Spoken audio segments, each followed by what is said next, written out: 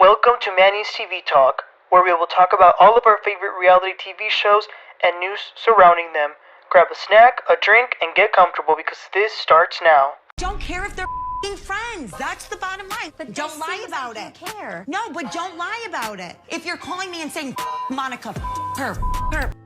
Hello everybody, what is up and welcome back. Today we're going to be talking about the new episode of the Real Housewives of Salt Lake City, Season 4, Episode 10. It's been 10 weeks of Salt Lake City, guys. That's pretty shocking. So the episode starts with Heather. She wants to have another party for her book, just like she did for her book reveal, but she's actually going on a book tour, so she wants to start one here in Salt Lake City, and this is going to be a little bit more intimate. She's going to be really talking about the book a little bit more, reading some passages and having a nice audience, so I love that. We see Angie playing with her dog, but then we switch to this scene with Lisa Barlow, who goes to Whitney's house.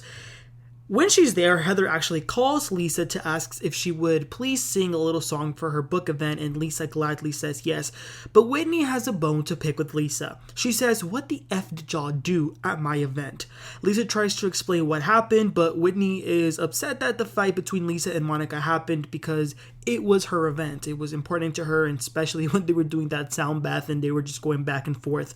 Lisa says Monica was poking at her, and she is confused on why Angie feels bad for Monica. And Whitney says that it seems like Lisa is a little triggered that Angie is becoming friends with Monica, and Lisa claims that it doesn't bother her. But the funny thing is, she's saying that it doesn't bother her, but it completely does. I mean, no one reacts like that if it truly doesn't bother you.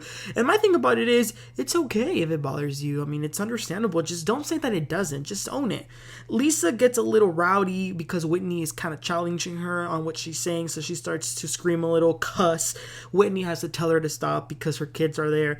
I think Lisa cannot handle anyone confronting her. You have to always be agreeing on her with everything. If not, she will take it personal. And listen, I'm on her side when it came with this fight with Monica, but it is what it is. Moving on, Heather goes to Mary's house, and house is an understatement. I should say Mary's mansion. This was the first time Heather was going to go, so she was having a little bit of a tour, and oh my gosh, that house is so unpredictable. So they sit down. Mary actually was the one who invited her over. Mary says that she feels like they've always had a connection, and now that Jen is gone and Heather isn't necessarily, being her sidekick, Mary wants to get to know Heather a little bit more. So Mary asks how is she doing not being part of the church anymore, and it does feel like there's a void with Heather because she's missing that community that she used to have. But I mean, that's just the trade-off that she's giving up. Then Mary mentions the book. Heather did mention Mary in the book, but Mary says that the part about her wasn't true. Heather says it absolutely was true. I mean, it was nothing bad. I think they were just joking about that because they kind of made Mary in the book seem like she was a little bit bougie, which she is. But Heather did feel like Mary was really harsh with her before she left the show. For example, saying that she looked inbred. She says, "Do I look inbred?" And she says, "You do." No, she said, "Do you think I look inbred?" And she said, "I do." But she apologizes and says that she's sorry because she doesn't want to hurt Heather's feelings. But it was nice because Mary says that she's proud of Heather, and I'm sure that meant a lot to her, so they're good now. Next up, we see Meredith. I feel like we haven't really been seeing a lot of Meredith since like the first few episodes since Palm Springs.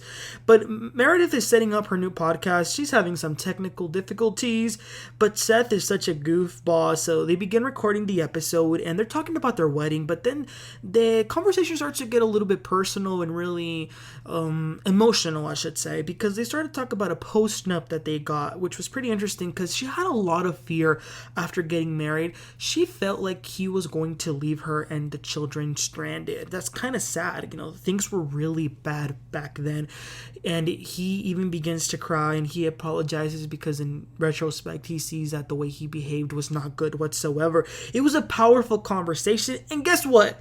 She forgot to press record. I mean, OMG, Meredith Marks. Okay, so next up, it's Monica at her house with her children, and it wouldn't be Monica if it didn't involve her mom. Monica's so dramatic. When they saw that her mom was pulling over through the window, she was talking about, lock the door after I leave. Like, oh my gosh. So Monica goes outside and Linda says that she came with a gift. She brought the Range Rover back. She says that she won't take it anymore. Linda says that she was really serious about the last conversation they had. She really does want to go to therapy and work things out. And Monica says she's going to think about it. But in this scene, they were not as confrontational as they've been before. But then Monica says, also, you're going to need to walk home because the Range Rover is staying here. So she leaves walking. Again, I refuse to believe this is real because what the hell? Like, this seems so staged. And let's break the fourth wall for a second. Monica and her mom both need to be mic'd before a scene and they have a call sheet. So come on now. Moving along, it's Heather going to the party now that she's having. She got there a little bit earlier, obviously. Everything is set up nicely. Then Lisa goes and she is rehearsing a little bit because she's going to be singing. And it's really interesting to see that Heather and Lisa this year are really making an effort to become friends. So then a little bit later, the people start to arrive. Angie, Meredith. The thing about Angie, though, is that she hasn't talked to Lisa since Whitney's event. And here in this event, Lisa was trying really hard to ignore Angie. Whitney, I didn't see Whitney here. I don't think she was there. But Monica is there. She fills in Meredith on what happened with Lisa. Meredith is shocked, but I don't think she really cares. The ceremony starts and Lisa begins to sing her hit single, Baby on a Major. Monica and Angie were sitting side by side and Monica was being messy. And then Lisa formally introduces Heather into the crowd. It was pretty cool. Then she brings a choir and Lisa starts to rap. I was like, what is this? Oh my gosh. But you know what? I needed a good laugh because that was something. Heather then gives a little speech about her Mormon journey. She reads a passage of the book about a missionary who she met and she kind of saw herself with that person. And it was very emotional. And I give credit for Heather for doing something so brave. She got emotional reading this and it's really monumental. So then she does some book signings after that.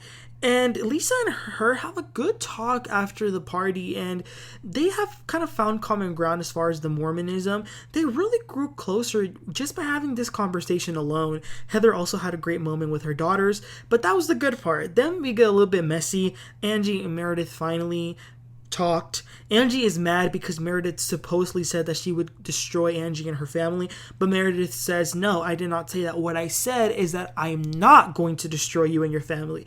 And Angie says, well, you don't have that power anyway. But Meredith apologizes. It sounded really sarcastic, like, I'm sorry. Like, it didn't sound like she was being truthful, but it seemed to satisfy Angie.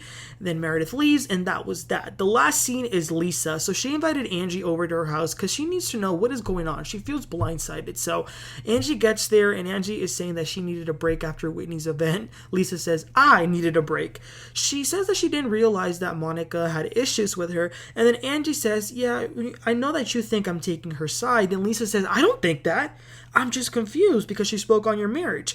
Angie says that the sit down that she had with Monica last week really made her look at her in a different way, and she's trying to move forward with her. Lisa says, well, the thing is, I didn't know any of that. But Angie says that, to be honest, she was a little bit scared of telling Lisa because of how Lisa acted when she found out that Angie had hung out with Heather. So she's kind of making it sound like she was a little bit afraid that Lisa would blow up if she found that out. Which that makes sense, but Lisa says that Angie is projecting, she would have not acted like that, and she feels bad that Angie is hiding stuff from her. Lisa says Angie is not being honest, and Angie says, well, look at how you got with me at Whitney's event. Like, you literally told me not to touch you, you got mad at me. Lisa, I think she didn't want to look dumb in that moment, so she calms down and tells Angie that she doesn't want her to think that she can't say things to her. So Angie understands. She apologizes for any confusion, so they're good. But like I said earlier, I think that it's bothering Lisa. I think that for her to say, oh, I'm just mad at Monica for speaking on your marriage, I think that's a really good dodge. Just be honest, Lisa. You're mad because she said something about you complaining about your ring and she's been coming for you. Like, just be honest. That's my thing about it. But that was it for this episode. Nothing too interesting, but next week they're going to have some sort of dinner and that's going to sort of blow up, so I can't wait for that. But as far as this episode, you guys, let me know your thoughts and comments. What did you think about Lisa's reaction reaction to Angie. Do you think she's justified? Do you think she's being phony? Let me know, and what do you think about Heather's event? Please don't forget to like and subscribe, and I'll catch y'all next time. You have a great one. Bye.